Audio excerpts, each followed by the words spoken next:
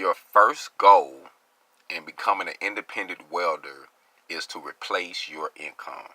So if you've been welding for 5 to 10, 15 years or better and you're ready to be independent, your first goal should be replace your income. So if you're making 18, 20, 22, 25, whatever you're making. So most welders make anywhere, good welders, anywhere from 18 to $25. So let's say from between 18 and 25, and you're ready to start your business.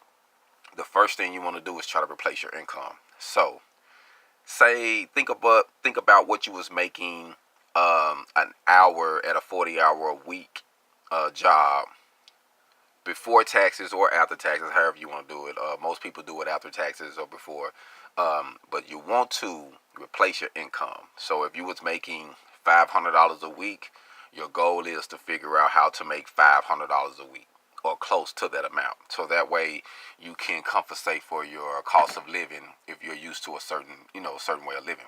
But that should be your first goal. Anything else, to me, I honestly feel like you'll be wasting a lot of time spinning your tail.